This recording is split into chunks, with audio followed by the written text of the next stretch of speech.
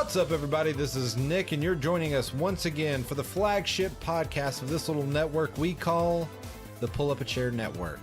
And we welcome you and ask you to pull up a chair and have a listen as we talk a little nostalgia, talk a little bit about the past, talk a little bit about our lives, and, topics you might be interested in if you've found your way to us. Well, my friends, today we've got an exciting one, and as always, I'm joined by my fellow comics lover and friend. This is Eric. And Eric, today we are talking about comics. Did you read comics growing up? No. No? I call it like comic strips. Yeah, like comic strips. Not comic books. I'm talking about comic strips in the paper. Did you get up in the morning and read like... So, I didn't get a newspaper. Okay. My parents didn't read the newspaper. If they did, they didn't do it at home.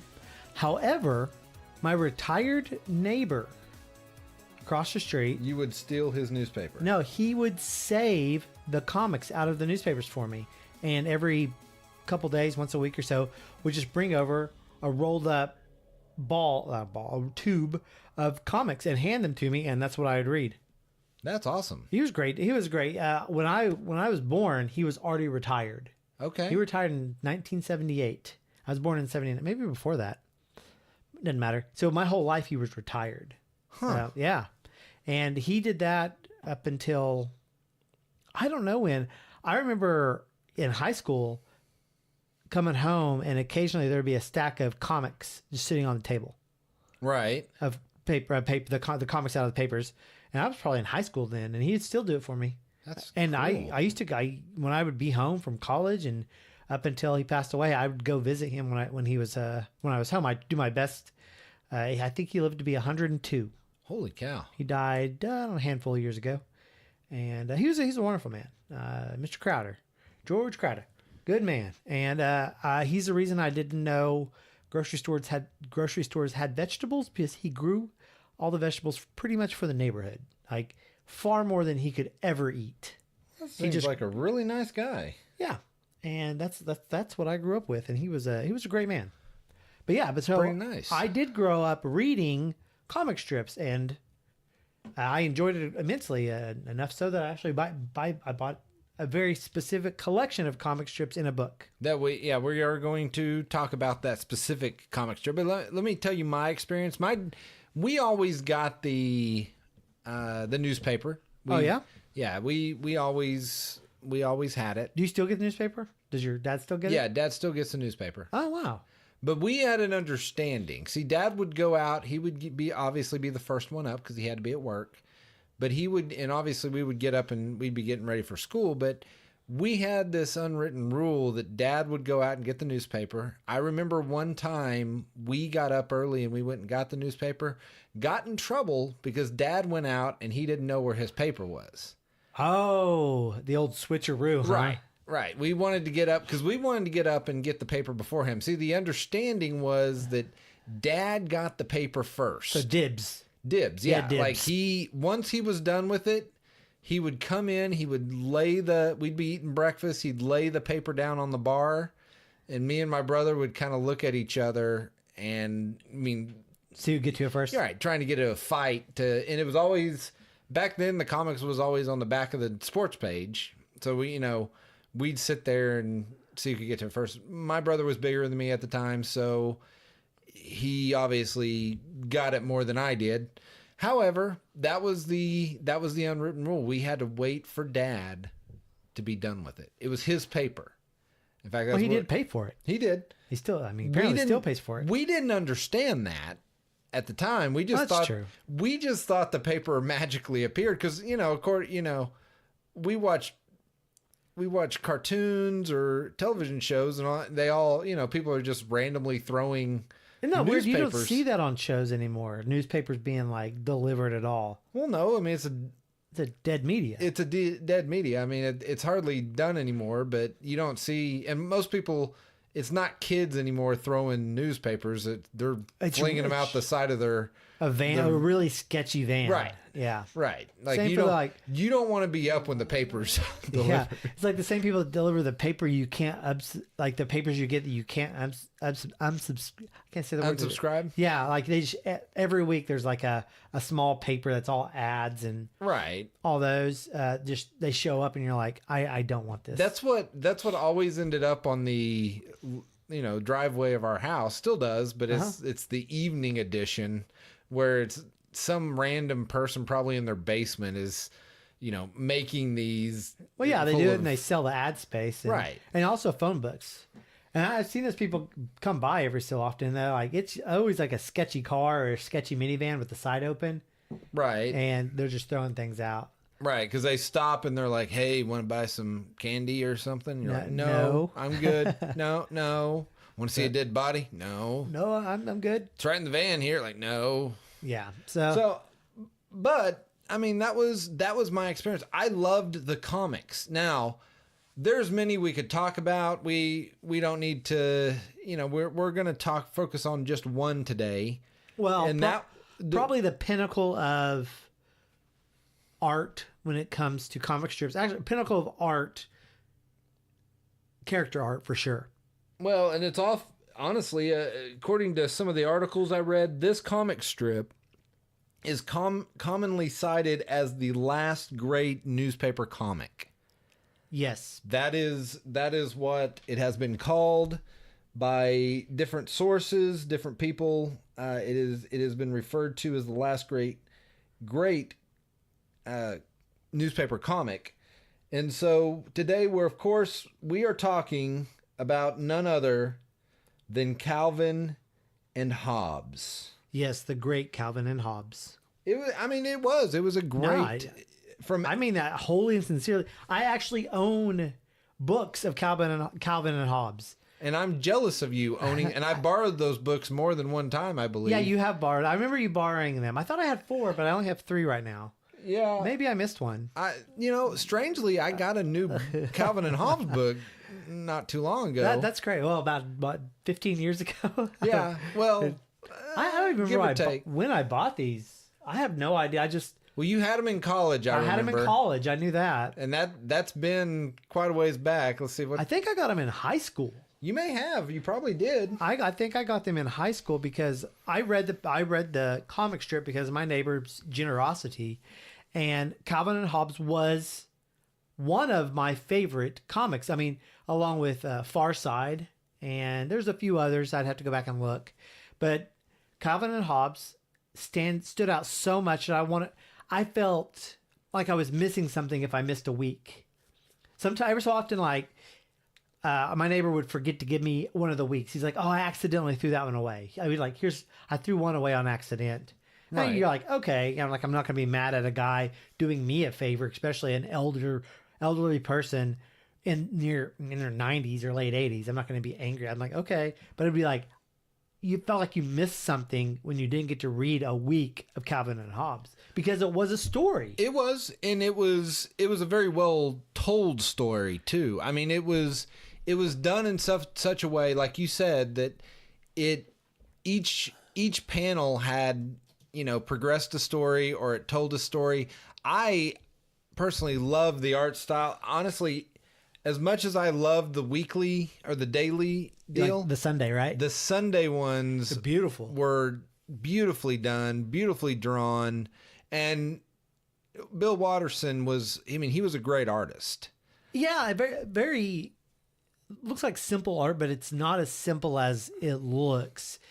He does a good job disguising how much thought he put into his art, because Calvin and Hobbes' day-to-day life is very commonly drawn, but when he gets into his imagination, it becomes much more fanciful and more colorful, even in the black and white, we'll say, more Right. dynamic. Well, and a lot of times, like I remember I'd have to look up the name of the character, but one of the characters I often liked him doing, he did kind of a noir, like when he would go into his imagination, he was like a noir detective. Oh, yeah, that on one. one panel. I can't remember. He gives himself a name. Yeah, I But can't remember the name of that guy. I'd have to look it up. I mean, obviously people remember Spaceman Spiff. There was quite a Yep. few Spaceman Spiff ones. And I mean, he just had a slew of characters that he would become, and really not only the fact that he had, obviously Calvin, but I mean the characters in the background. And you and I talk about this quite a bit in looking at shows and things like that. That, I mean, it didn't just consist of Calvin being Calvin. Really, the thing that fleshed out the world even more was like the teacher, and then you also had, obviously the mom and dad. Yeah. I mean, it wasn't just about the dynamic of the relationship between Calvin and Hobbes. I mean, it was Calvin, Hobbes, and the rest of the world around them. Like, one of my favorites is when they lose Hobbes at the zoo. Uh-huh. You remember? And he, the mom finds herself, at one point she's yelling for Hobbes. Like, and the dad like is looking at her and she's like, what? Like, yeah, there was I heard of a theory where Hobbes is actually the real one, and Calvin is the imaginary. Like, that Calvin and his family, they are the imaginary part of Hobbes. I heard a theory that I like that one. It's like, that's very interesting. I have to go back and like look at a comic with that thinking about it. But yeah, you think that you're buying into this flat Earth theory of Cobbs. You know what? That's the new Cobbs. Cobbs is the new shipping of Calvin and Hobbes. No, but you're buying into the flat Earth theory of Hobbes. Hobbes is the real one, and the rest of them are all fake? No, I thought that was an interesting thought. I'd have to go examine the literature and see how that fleshed out. But I thought that was a interesting idea. Tracer Bullet is a rarely seen alter ego of Hobbes. Tracer Bullet. Yeah, there you go. You found it. That took me a little bit to find. He first appeared in 1987, and his last appearance is in 91. He was only around for 4 years.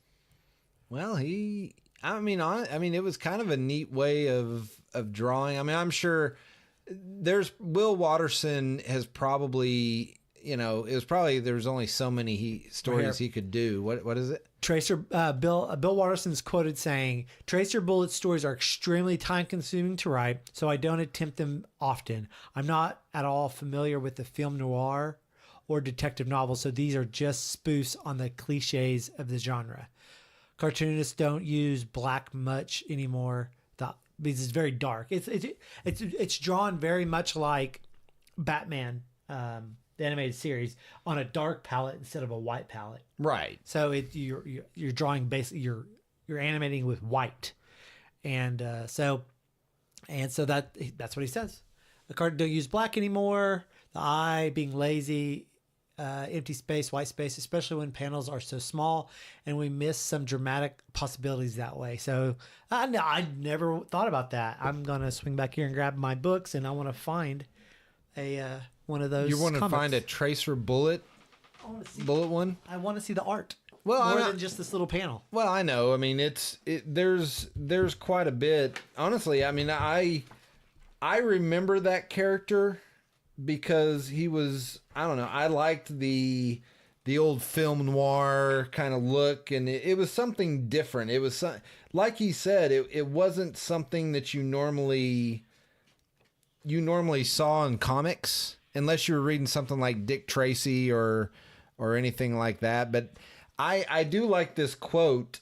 I found a quote by one of the editors. By the way, let me ask you this. Do you know what years that Calvin and Hobbes ran?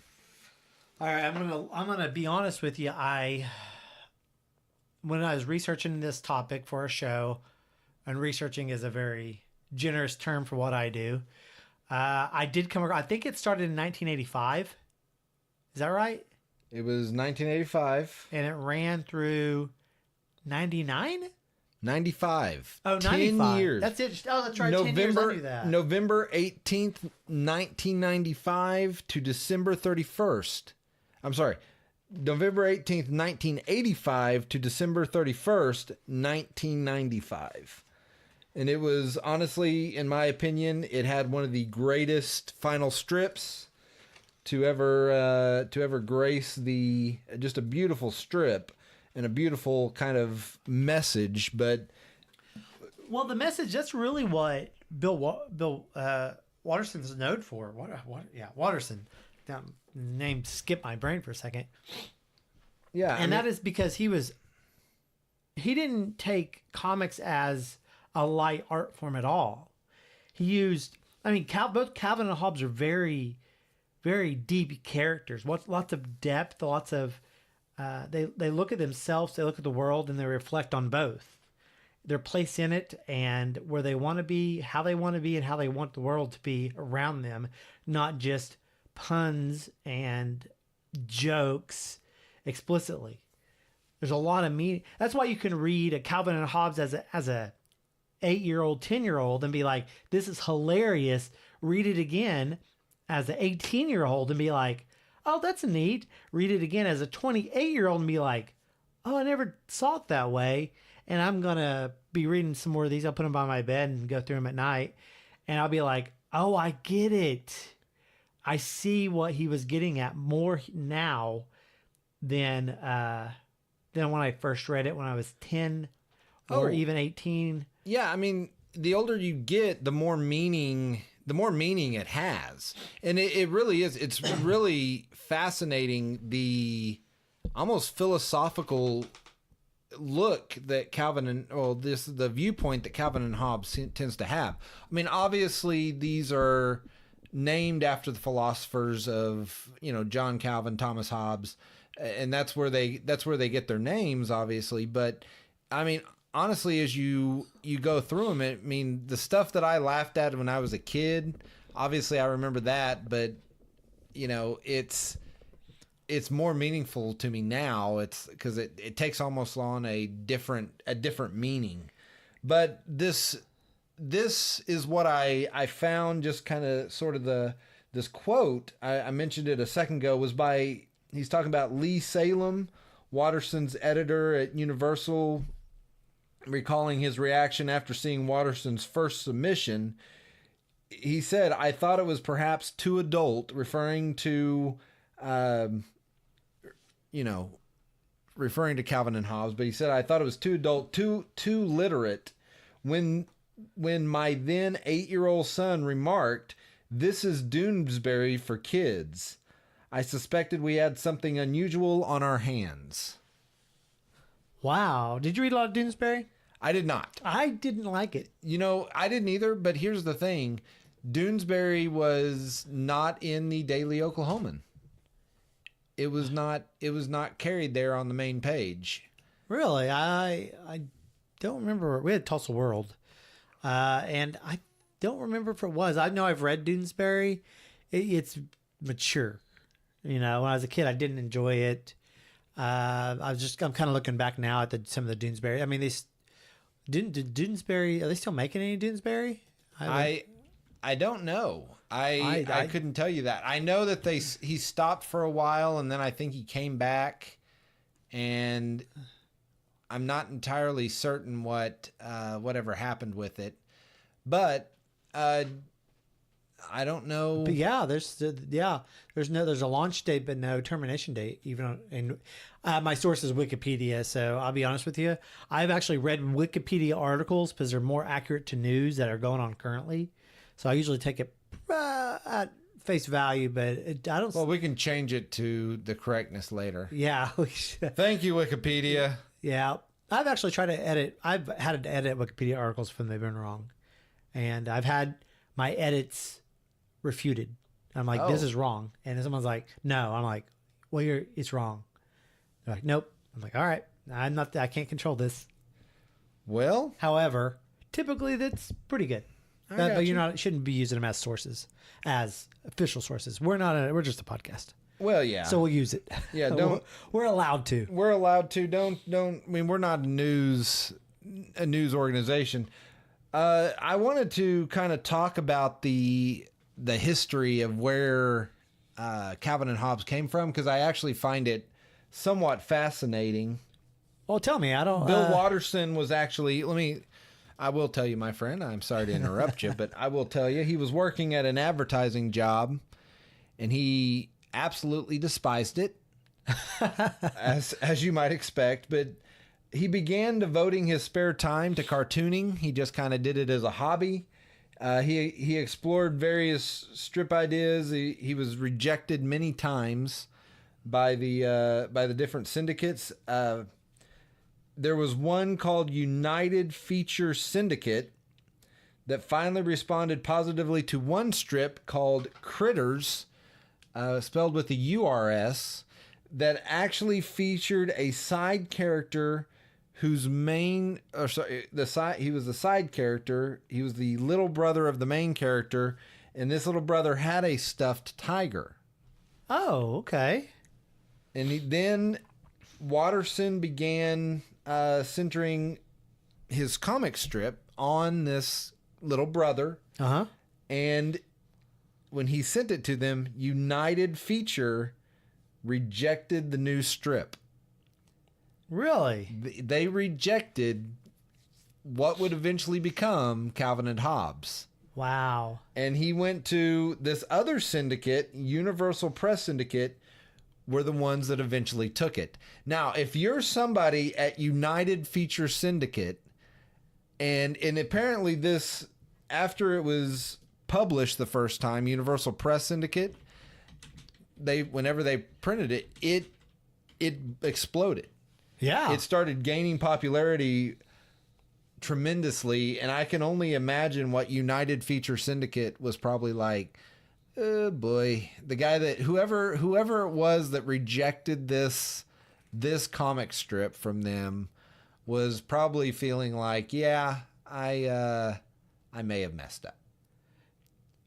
Yeah. I'm looking here at the syndicated comic strips before June 1st of 2011 of United, which is now United Media.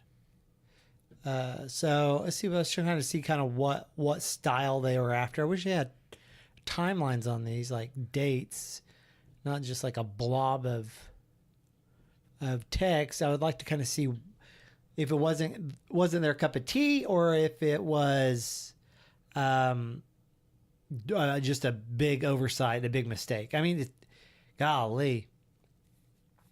But yeah, let's see. I'll see if I noticed have anything. Marmaduke, which I read Marmaduke growing up. Oh, who didn't read Marmaduke? Everybody loved that big orange dog. I still wanted a Great Dane. I still kind of want it. I realize I'm not a dog person. I have dogs.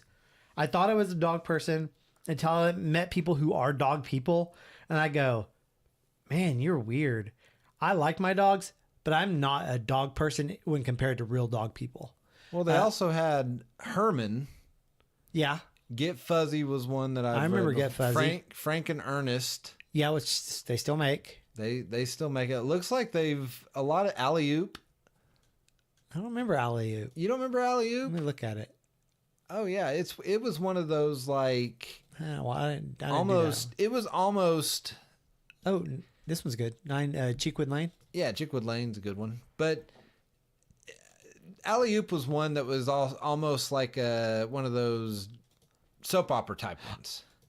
Ironic, that they have Pearls Before Swine, but not Calvin and Hobbes.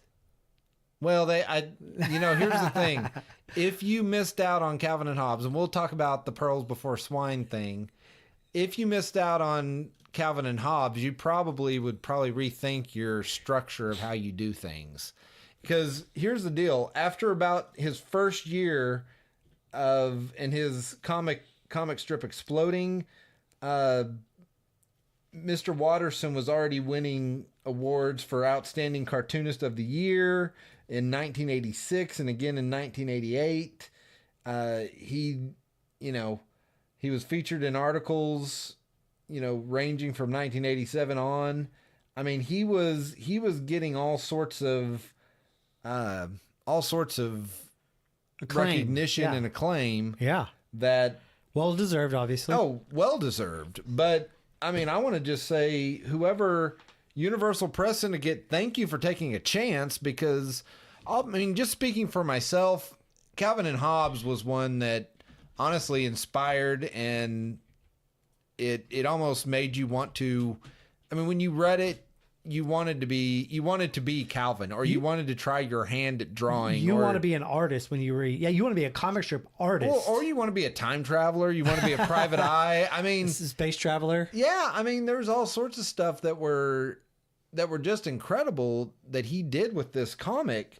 And honestly, it's one that was. I agree with the description that people give it. I mean, it was one of the last great newspaper comics, and it was outstanding. Now, I will say young Nick was still more of a fan. I really liked Snoopy, so I was a huge fan of the Peanuts, but Calvin and Hobbes was a close second.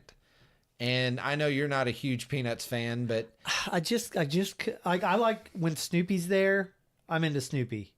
In fact, I went to my son had an art class, clay art, which I've been talking about recently, and he started last night.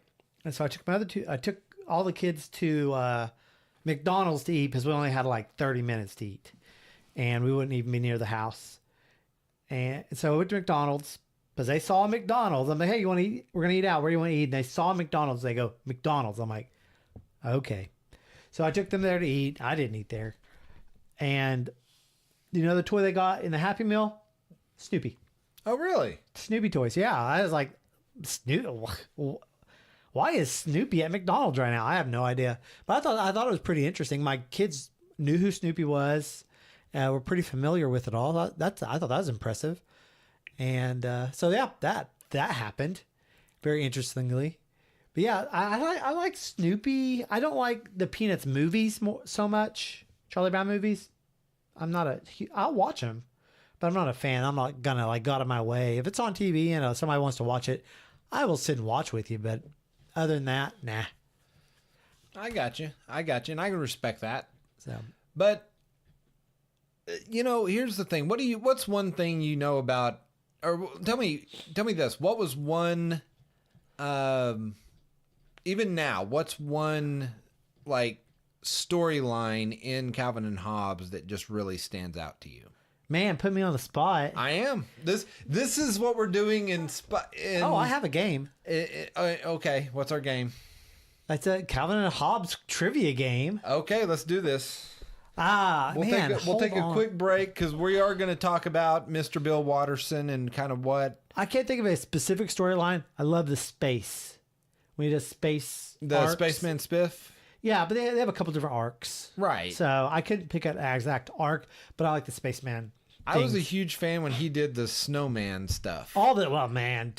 So I saw one of those today and I was like, man, if we got enough snow, I want to do one of those crazy snowman landscapes. I wish we got enough snow to do that. When it was wintertime and the Sunday comic would come along. Oh yeah. He almost always did something with, like, you looked forward to like the dad getting home and seeing like whatever Calvin made with the snowman massacres. Yes. So many of those. And I see people do that like in snowier areas. If it snows here, I should do a little one for my kids, like a small, like, scrape all the snow we can up and do it on the sidewalk and then take a picture of it. Well, you should. You should. Well, my son loves comic books, and I forgot I had all these comic book. I don't think of Calvin and Hobbes as comics though. I don't know because an epic saga. Yeah, no joke. That's what Star I think Wars, almost to the point there. He does have some Star Wars. He does. Yeah, comics. All right, this is easy peasy stuff. We should plow through most of this. Calvin and Hobbes are named after these two great thinkers. John Calvin, Thomas Hobbes. Yeah, that's easy peasy. Okay, I don't need you to tell me correct. I just need you to go. Winter, summer, what?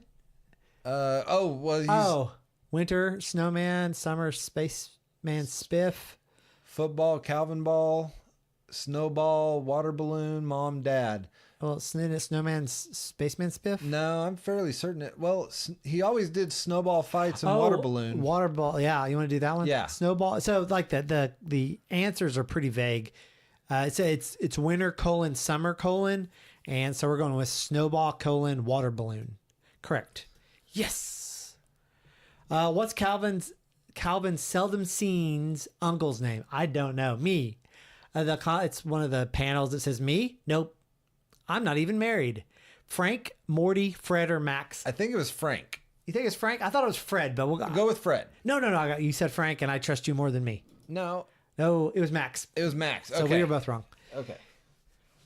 She's the only one person Calvin fears. I don't know. Rosalind. Is it Rosalind? Yes. All right. I remember Isn't him she the screaming. babysitter? Yeah, she's the babysitter. Yeah. Philip Marlowe's got nothing on this, Private Eye. We just tracer bullet. Tracer bullet. We cheated on that one, didn't we? No, we didn't. Multiple Calvins appear in a storyline featuring this device. Oh, that's the duplicator. The duplicator? I think so. So the options are the flying machine, the cloner, the duplicator, the toaster. I'm going to go duplicator. Yeah, I was going to say it was never something like cloners, nothing on the nose like that. Yeah, it was always the duplicator. The transmogrifier or something like that. It was always he always came up with really unique names for things. Spaceman Spiff has carried all of these weapons except Zorker, Spiffoon, Death Ray Blaster, and Atomic Napalm Neutralizer. Death Ray Blaster seems a little too on the nose. Outside of the snowman, there's not a lot of death inside of it, but I can't really. I'm going to go with your Death Ray Blaster, either that or Spiffoon. I don't think Spiffoon was one of them. You want to do Spiffoon? No, go with yours. You're going to be right. It was a Spiffoon. You were right. Okay. So I go with you and not me. Calvin and Hobbes' secret club is called Calvin. Gross. As a gross. Yeah, that's it. That's it. Do you remember what it stood for? G-R-O-S-S. G-R-O-S-S. Do you? No, I have no idea. Girls restricted only Super Saiyans. I know he hates girls, so I thought it was like something for no girls. But I think it had Susie's name in it, didn't it? Did it? I mean, get rid of slimy girls. That's what it is. The S in girls is capitalized. Oh, okay. It's get rid of slimy girls. I knew it was something weird like that. Okay, I knew it was something against girls. That's all I can remember. Oh yeah, I just couldn't remember what it all stood for. What are the name of Calvin's parents? Do you remember that one? They had names? Never revealed. I'm gonna go with never revealed. Correct. They were never revealed. Okay. They just call him Dad and Mom. Yeah. Let's see. These images sum up Calvin's thoughts on what subject. Okay, these pictures are him at the ranch, him getting his brain filled with green goo, him working on the school railroad. Yes, that is school. That's right. Yeah, these are all. Sorry, listeners. It was a tough one. How does Hobbes get clean? Washing machine. What? Yeah, washing machine because he is a teddy bear. Well, I remember him also getting out of the washing machine one time. Oh, yeah? I remember a storyline with that. Who's this jerk? Okay, Twinks, let's have that ball. It's the bully. Yeah, Mo, yeah. the bully, yeah. So, the bully Mo. Skip the ad because Calvin is convinced this inanimate object is out to kill him in one storyline. His bed, his pillow, his bow tie, his bicycle. This was a great storyline. I remember this storyline. Do you remember what it is? I was thinking his bicycle. It was his bicycle. Remember, he's hiding from it, and the bike is like standing up, chasing it. We've all had those nightmares, even when we were kids. I think I remember having a nightmare where my bike was. Your bike was chasing you? I don't think I had. I've had dreams where I've been chased. Right. And I it is intense. Yeah. I don't remember if my bike was ever chasing me. I don't know. You had a bike chasing dream? I think I vaguely remember a bike chasing dream. All right. What's one of the secrets of Calvin Ball? Sooner or later, all our games turn into Calvin Ball. So there's no balls. You have to wear a mask. No rules, no girls. What is I think it's no rules. That's this one secret. So the one secret to Calvin Ball, no rules. I think it's no rules. Wrong. You have to wear a mask. You have to wear a mask. Okay, I apologize. Because I do remember they argued on rules a lot, but it was like the rules were always changing. So yeah, the rules were weird. Like, you can't do this and this. And I'm like, what? Well, because they'd always argue like, you didn't go back and touch the third base before the fifth one. And Calvin and Hobbes get scared when one of these creatures springs to life and begins multiplying. The options are scarecrow, snowman, leftover salad, stick figures. Buddy, these are getting harder. Well, we're almost at the end here. We're at 15 of 20. Yeah, I'm gonna have to go with. Oh man, when these creations start. I'm gonna have to go with stick figures. Stick figures? All right, let's try it out. No, snowman. Snowman. Okay, I couldn't remember if it was that one or the stick figure. Okay. All right. Calvin doles out advice for money, just like Lucy from the Peanuts series. From this comic strip, a big influence. You just gave it away. It's the Peanuts. I've never seen. Big influence on the deal. Okay. He was greatly, and he says he's greatly influenced by the Peanuts, by Charles Schultz. Who did the Peanuts. Which actually, Charles Schultz writes a forward, or not a forward. What do you call that at the beginning of the book? Forward. Oh, forward at the beginning of one of your books over there. Oh, does he? Yeah. Well, I like Calvin and Hobbes better than Peanuts. Who's this guy? It's a mysterious man with a scowl and a cape, with a gritting his teeth as he jumps. Mysterion. Zorro? That's not how I'd spell that. How do you say this? Zora. Zora, the Mask, or a Stupendous Man. I believe it's Stupendous Man. All right. You are 100% correct. Who's this little girl who lives next door to Calvi? That's Susie. Susie Durkins. Correctos. Didn't even give you a chance to give you the other. Who's Calvin's teacher? Mrs. Wormwood. Wormwood. Mrs. Cronenberg. Miss Spengler. Spengler? Like off of Ghostbusters? Spengler, yes. Spengler. Miss Hunter. So it's Wormwood? I believe it's Wormwood, yeah. Correct. Nick, you are an amazing man. Do you know where Wormwood comes from? It's in the Bible? No, it's C.S. Lewis, when he wrote the Screw Tape Letters. Oh, is that one of Wormwood's people? I mean, Screw Tape people? He's writing to Wormwood? Wormwood. I don't know, man. Yeah. I've never read the Screw Tape Letters. Though I like C.S. Lewis, I've never read those. All right, our last question. Skateboard, snowboard. Snowboard, skateboard. It's another one of the... He gives you 2 words. You got to find the matching 2 words. I'm going to go with sled, roller skates. Sled, and you don't want to go toboggan and wagon because he always carries Hobbes around in a wagon. Oh, solid point. Was that a toboggan that what is a toboggan? It has no skids on the bottom. Then it was a toboggan. So, toboggan wagon? Correct. Way to go, sir. Way to use your logistical skills to pull that one out, because I almost messed us up. 80%. 80%? That's not bad. Not perfect, but impressive, my friend, is what they would say. We were never called to be perfect. So a guy on here says, I got a 93%. That's impossible. It's 20 questions. Only because my finger slipped. But the math doesn't work out. I don't think that guy knows math. Look, I don't think this thing knows math. All right, Eric.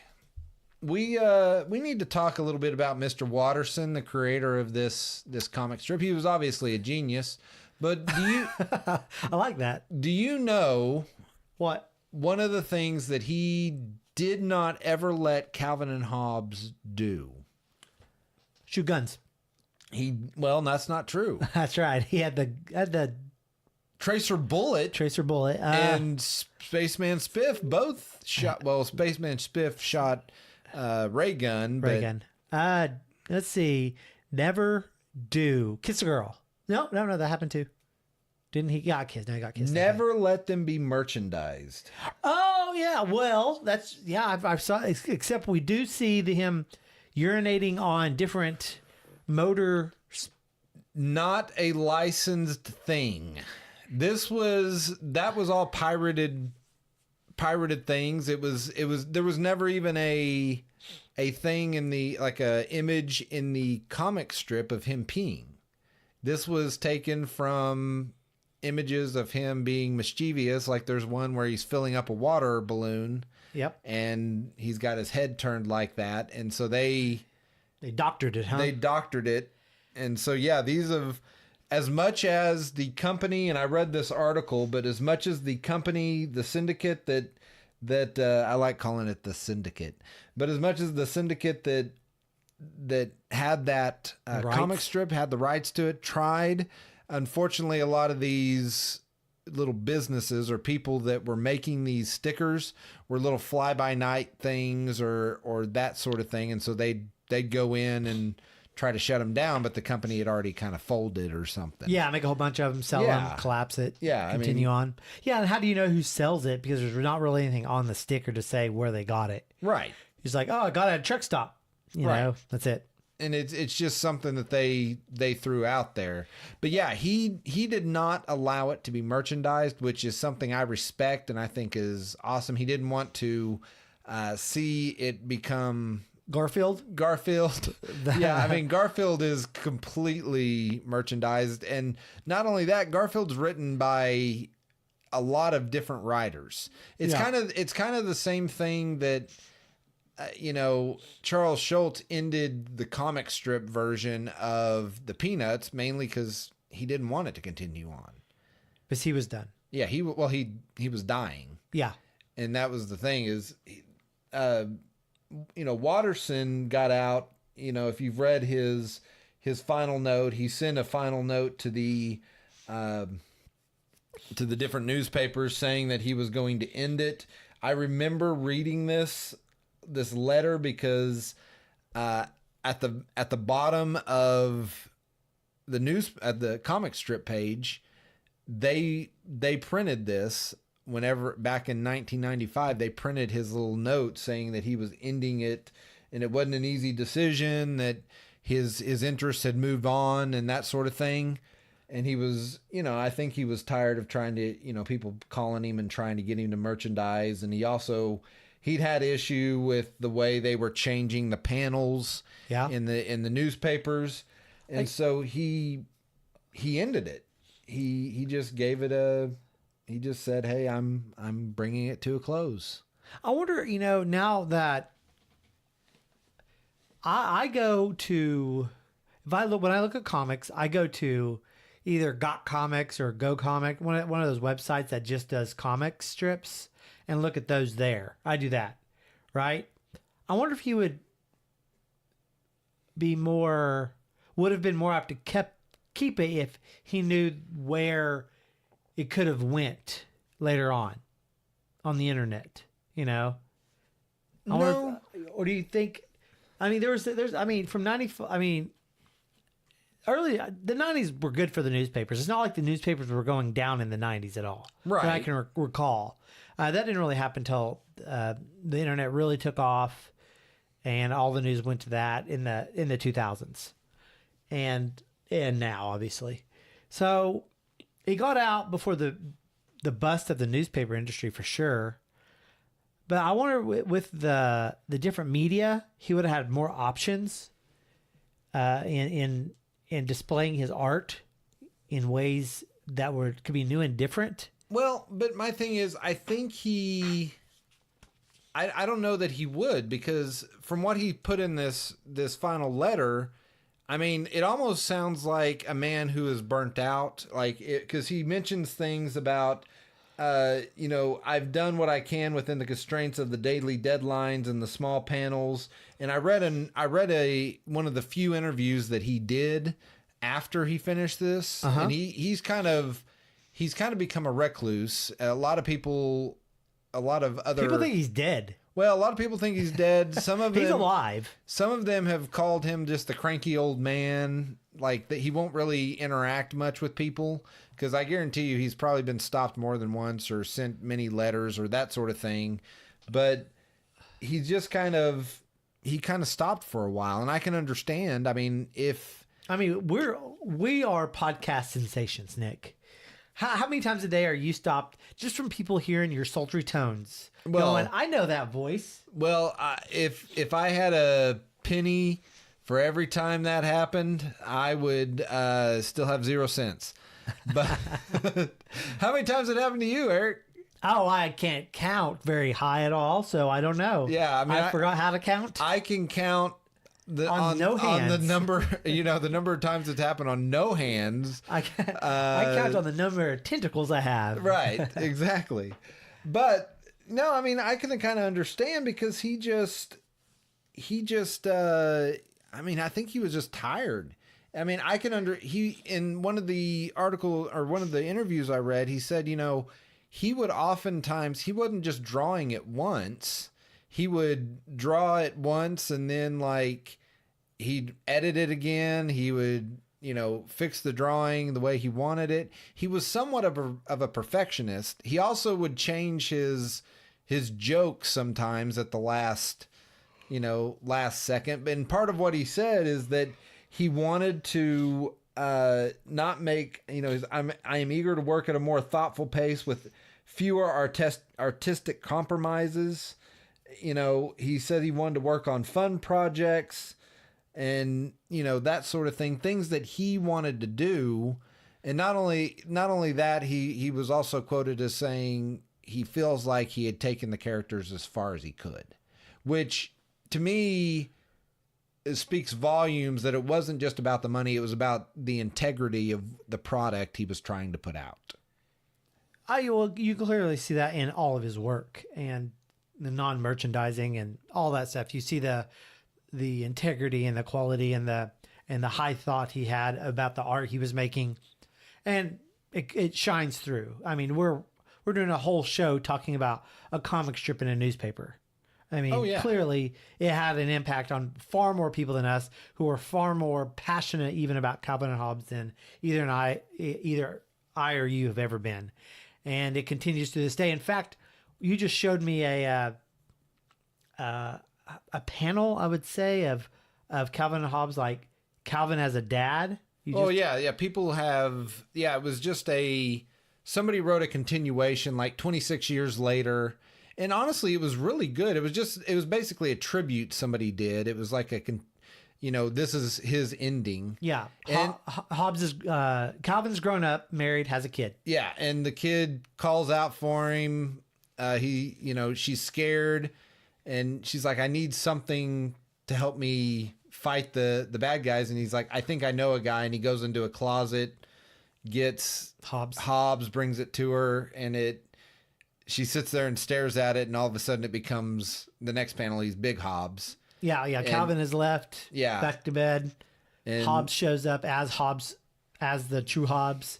And then it goes back to which honestly, whoever drew this, incredible job. It was drawn back in 2011, but it looks like it does so much like a real panel. Like it. Plus it has even the joke at the end where oftentimes Calvin and Hobbes would end up in the kitchen messing up everything. Yep. And the little girl and Hobbes are down there looking for tuna. And so, I mean, it was a very good tribute. And someone who knew the source material. Oh yeah. Very well. Very well, it looks like. Did it in a loving way. I mean, I thought it was very well done.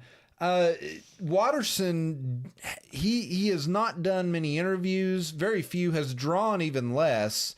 Most of the things he draws are for charity and that sort of thing. And yes, we're going to go a little long with this because so I was checking the time. We have a lot to say about Calvin and Hobbes, but most of the things he does are done for charity, and they sell for quite a bit. Like one of his panels, apparently that he drew recently, sold for like 200,000. Oh my goodness! But it was done for charity.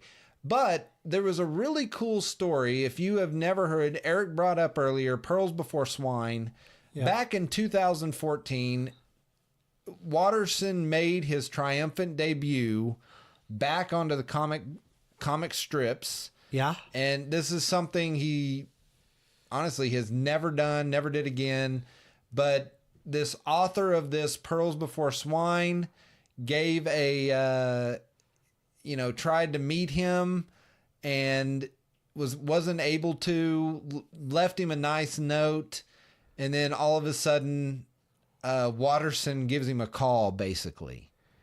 And you get this story, and you can look up what this guy wrote. Look up the author of Pearl, or the artist of Pearl Before Swine, and you can read this. Just type in Pearls Before Swine, Watterson.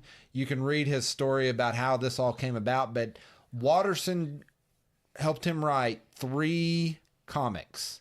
Yeah. In one of the weeks, and the guy made, honestly, they're very funny, first of all, but he makes fun. Apparently, I've never read Pearls Before Swine very much, but he apparently makes fun of his own drawings in this comic, and he kind of makes fun of himself.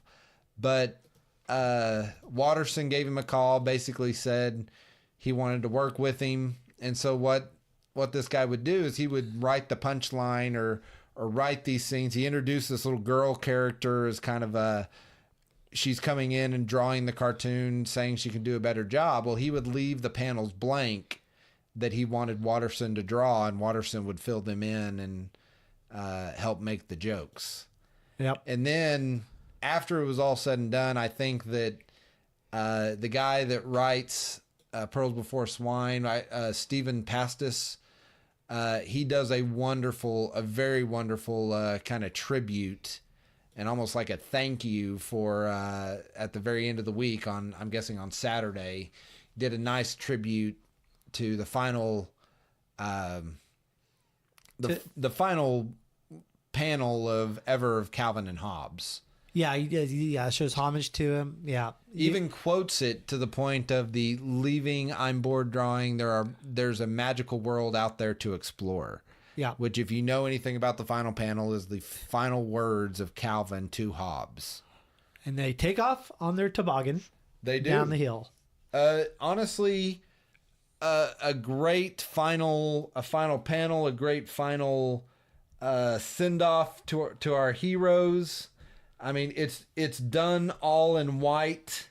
It's all done in the snow of out there, and it's him and Hobbes just going out there, and they're sitting there talking. It's like, and I'm gonna just kind of read it here. It says, "Well, it really snowed last night. Isn't it wonderful? Everything familiar has disappeared. The world looks brand new." Hobbes says, "A new year, a fresh, clean start." Remember, he's doing this on December 31st. It's like a big white sheet on paper to draw in, a day full of possibilities. And then the final panel, and this was all done on a Sunday. "It's a magical world, Hobbes, old buddy. Let's go exploring." And they, like Eric said, they take off down into the white. And it's honestly a great send-off to a great comic. So, Eric, what are your final thoughts on Calvin and Hobbes before we move on to Eric and Nick's Corner, where we briefly are going to talk about what's going on in our worlds, by the way? Let me think. I'm excited to give my kid these books. I really am. He loves comic strips and comic books, and it just never dawned on me to hand him my collection of Calvin and Hobbes I have here. I'm going to hand it to him. I hope he enjoys it as much as I have, and if he doesn't, that's okay too. But I'm really looking forward to give him that this weekend when I see him, and he has some downtime, which he's forced to have downtime. I'm like, hey, no TV, no media. I'll give him these, and he can plow through them. I'll give his sister his sister a book and see if she wants to read it also. Maybe she'll love it as much as I did. She might really get a kick out of it too. And so I'm really looking forward to that. Calvin and Hobbes is a magical series. You know, there's few things in your life, like Batman the Animated Series, when we're talking about cartoons. Right. Where it's more than just a cartoon. It's an art form. It's so new and different. It's a world, almost. It's a world, yeah. It's the depth to it is far beyond something that you would give a child, but it works so well. My kids love Batman the Animated Series, and I'm hoping the same thing happens with Calvin and Hobbes, and that is where I'm at right now. Oh, I guarantee your kids will love it. As far as Calvin and Hobbes for me, like I said, it honestly was something that inspired me, did a lot For me, we talked about how it was something that when you read it, you wanted to become an artist. You wanted to be a spaceman, a time traveler. You wanted to make a transmorgifier or whatever. You wanted to make these things. The duplicator, but you had cardboard boxes. Right. You're like, I could do that. That's a cardboard box with a dial on it. I can do it. But I mean, it was something that you could relate to because you were a kid with an imagination. Yep. I mean, me and my friends and my brother, we'd all go out and we'd imagine that we could build robots. We wanted to build. We were convinced our dads could build Voltron. Yeah. And I mean, this is something that Calvin and Hobbes, and it's really a testament to Bill Watterson and who he is and what he is, that he didn't let it become something that was turned into just another corporate shill, a corporate thing that somebody got to use. It was something that was loved by millions, and almost in a attempt not to make a brand, he made a brand. And it was something that only something that is honestly magical can do. And he caught fire. He caught, whatever you want to call it. He caught that thing in a bottle that many artists, many people try to catch, and he just happened to do it.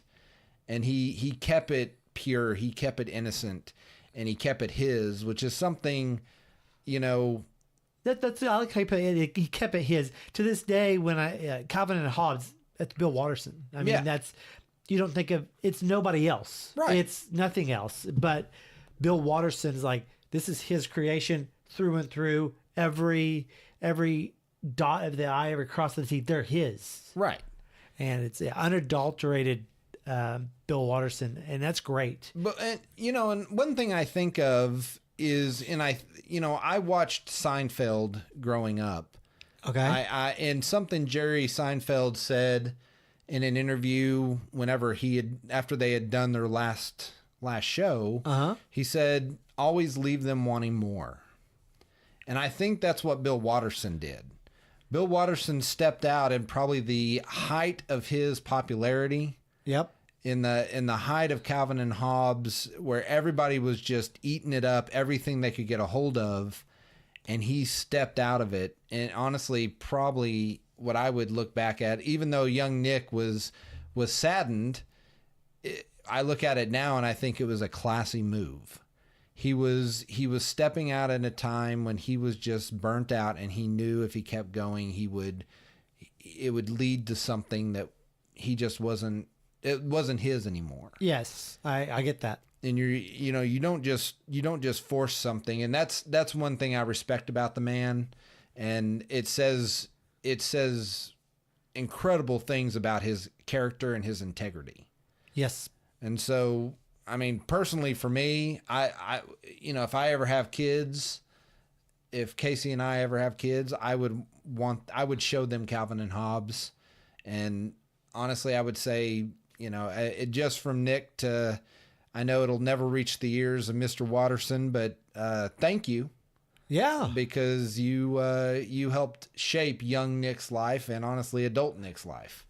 So, wow. But that's all I'm going to say on that. Eric, any final thoughts? No, I think we said all that need to be said for now. We'll all just right, sir. It's move on to It's time for Eric and Nick's Corner. What's going on with your world today, sir? So I had something happen to me right before you got here. I cooked some chickens, deboned them, so I needed some chicken meat for murderer for some soup. So, chickens eat more cow. Okay.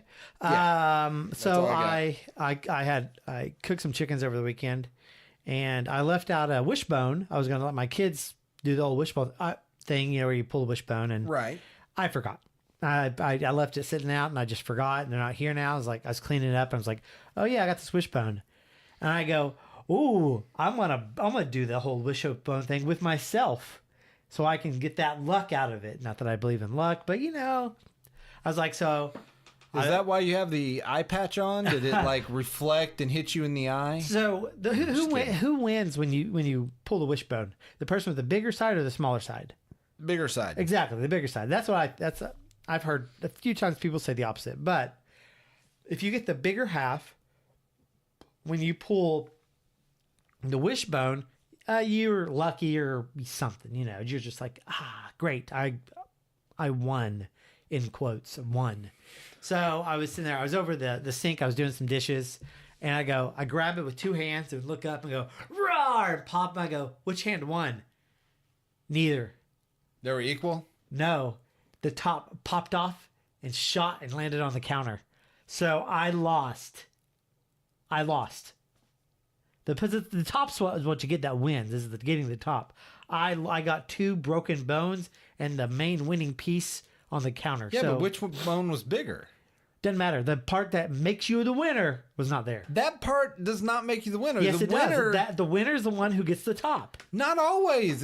Always. If the top pops off, you gotta go into the deeper rules, the addendums that happened. Look, you've got the 1970s edition, you've got the 1980s edition, where addendums were made to the wishbone rules. An accord was struck through the International Wishbone Association. Yes, this used to be an Olympic event, sir, and things had to happen. They took it out because somebody lost an eye, and then it was no fun anymore. Well, that's not the saying. Yes. All fun and games till someone loses an eye. So that happened. I have no luck. You have luck, sir. I don't believe in luck. A pox on luck. People make their own luck. I guess. Bill Watterson. You attribute. I'm just going to randomly attribute, until Bill Watterson calls me to stop me, I'm just going to attribute everything to him. Yeah, just tribute everything to Bill Watterson. I am going to start actually using our Facebook page just to attribute random things to hashtag Bill Watterson. Well, that's good. In fact, I liked the Calvin and Hobbes, one of the Calvin and Hobbes page, because they have a daily Calvin and Hobbes, and it's like, I already get the daily Far Side and a couple others. And I was like, on Facebook. So I was like, this would be great when I'm scrolling through my feed. I can pick up the Calvin and Hobbes and get some of the storylines that I've forgotten. But yeah, other than that, not much is happening. Played some D&D the other day. That was fun. Going to play some other board games tomorrow night. You got board games next Monday. Oh yeah, are we doing that Monday? We're doing that I never Monday. replied back to you. I do apologize, and I knew I was going to see you today, and I was like, Monday should be fine. You've been busy. I understand that. I've been lazy. Have you? Yeah, I guess I've been. I had counseling Monday this week. That went really well, and so I had that. And I've had a lot of apathy recently, and so I was talking about that with the counselor that I go to, and I mean, it was just some days. It's just what it is, not days. For the past couple of weeks, I'm kind of pulling out of it now. I wouldn't say depression. I wasn't depressed. It was just this real big sense of apathy, but it's kind of going away. That makes sense. Yeah, and is doing that. Other than that, everything's going pretty well. Work's going okay. Had my yearly evaluation today. Oh yeah, it went fine. I think my boss would be too afraid to say anything bad about me to my face. Not that he wouldn't tell me if I needed work, but he's a really nice guy. He's almost too nice. And so he's that guy. It's like bosses bring people down. Bill Watterson. Bill Watterson. So yeah, that's about it. If I can think of anything else, I'll let you know. But I can't think off the top of my head anything specific. So okay. Well, how about you, man? What's going on? Well, been doing more stuff with Casey on getting the wedding planned. I thought she was taking a break. Well, Casey has interesting ways of taking breaks. She said she was going to do it and didn't do it. Yeah, well, things just kept coming up. So, but I mean, she did take a little bit of a break. She took a couple days and kind of relaxed. But she started a new job. Oh yeah, how's that going? She's really looking forward to it. Seems to be enjoying it, and everything seems to be working out with there. And then we're lining up the wedding, like I said, and we've got some things. We're kind of honestly nearing the end. So what percentage do you think you're done getting the wedding ready? I would say, well, what would she say? There is no we. It has been mostly her. I got to give my hats off to her. She has done a great job, and I tell her thank you quite often because she's a lot better at that stuff than I am. But she, I don't know, we're probably about 70% obviously you got things you got to take care of right up to the end. Yeah, certain things you have time limits. You have to do it like between certain time periods before the wedding and just after. So. But as far as the prep stuff, she's got it on lock. It's been very impressive. Other than that, work's going good. School, I'm in the middle of a class right now and got a couple of things we got to do this weekend to finish that up, and then I got a couple weeks off. Then I start a whole month of class. Oh, really? Which will be good. And then I'm assuming you're not doing any summer classes. I'm doing 2 summer classes right before the wedding. Okay. I'm knocking them out, finishing up my core classes.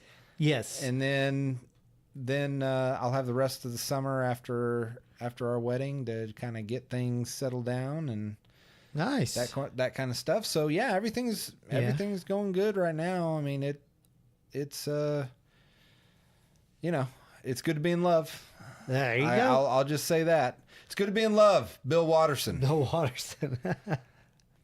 So well, awesome, man. Well, that's cool. I'm assuming I'm a central figure in your wedding. You are. You don't know this yet, but there's a whole guitar solo that you will be playing. Fantastic. I will start learning the guitar a couple weeks beforehand. Well, I'll give it that. It can't be that hard to master. No. I've heard rock stars speak. If they can do it, clearly I can do it. Yes, exactly. So. Well, my friend, that brings us to the end of another PUC podcast. This one went a little long, but you got to go long when you're talking something that deserves so much acclaim and so much just respect, that of Calvin and Hobbes. We thank you for listening. You know what? Thank you for listening. Bill Watterson. Bill Watterson. Yeah, there's Bill Watterson. I heard him say that once. Yeah, he did. You know what, Bill Watterson? Eric, he's not afraid of you. It's been a while since you said that. It's been a while since I brought that back up. But all right, my friends, thank you for listening. We hope that you've enjoyed it because we enjoy doing it. And Eric, as always, will you tell them where they can find us? You can find us all over the big, beautiful web. You can find us on iTunes, obviously. You can find us also on Facebook. Just type in Pull Up a Chair Podcast. Also on Podbean. If you so inclined needed to find a new app to try for your podcast. You can also find us at our own personal website, pucpodcast.website, PUC Podcast.website.